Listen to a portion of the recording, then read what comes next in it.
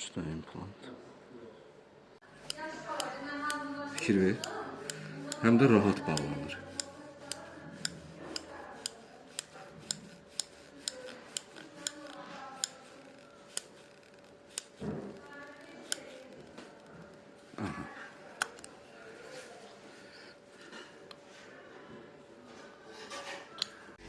Böyle.